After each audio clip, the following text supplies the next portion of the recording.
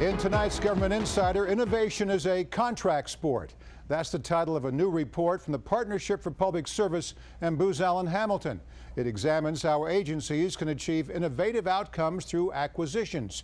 Joining me to explain is Tom Fox with the Partnership for Public Service. He's our federal coach and writes a blog on leadership for the Washington Post. Tom, you call innovation a team sport. Who's part of that team?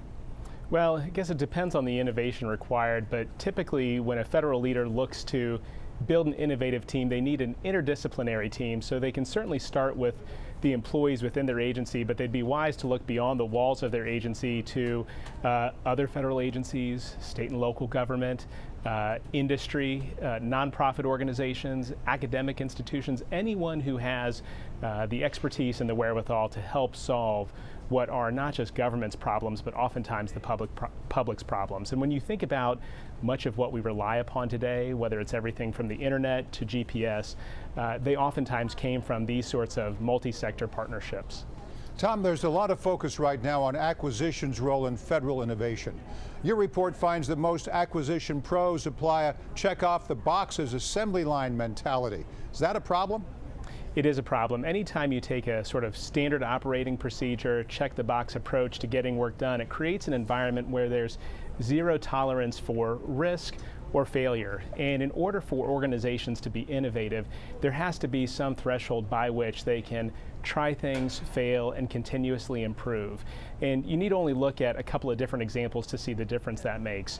Go back many years ago to the government's response or failure to respond to Hurricane Katrina in a timely fashion. It took too long to set aside the processes to get the goods and services that the people of New Orleans desperately needed. When they finally did, there was some resolution to that crisis. Fast forward to 2009 when there was some risk, some hint of the possibility of a flu pandemic. And in this instance, the CDC recognized they couldn't do it alone, so they partnered with the World Health Organization, state and local governments, and private industries, the folks who actually produced the flu vaccines, to make sure that the flu epidemic didn't actually become a pandemic, and they successfully stopped it in its tracks. President Obama's budget proposal for fiscal year 2017 prioritizes research and development. What did you find relative to R&D? Well, it seems as though R&D and the federal government has been on the decline for years, but there are some notable exceptions.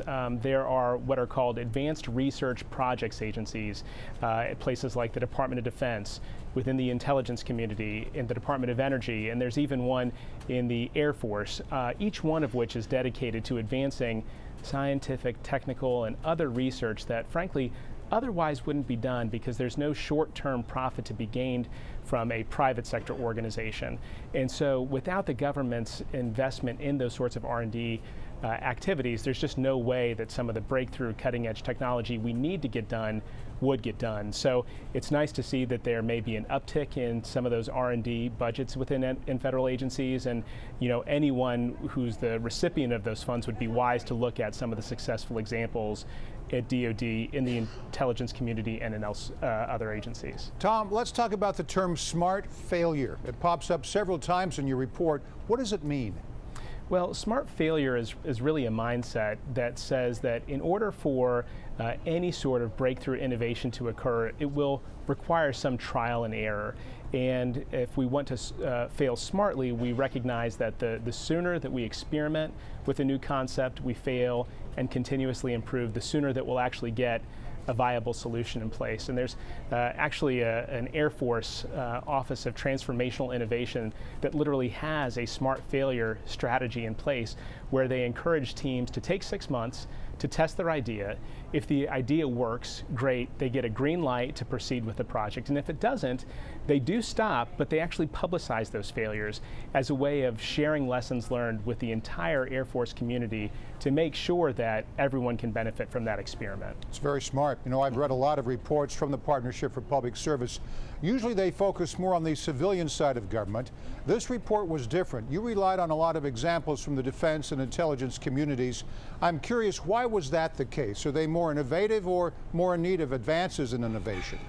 Well, I think we can all agree that the entire federal government requires some dose of innovation. I think The distinction is that in the defense and the intelligence communities, there's a greater sense of urgency felt on the part of the employees, the industry that support those agencies, and obviously the American public.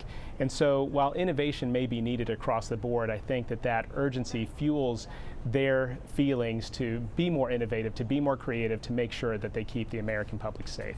It's good to have you on the show. I like the title of your new report. Hope everybody reads it. Tom Fox with the Partnership for Public Service. Thanks, Tom. Thank you, Morris.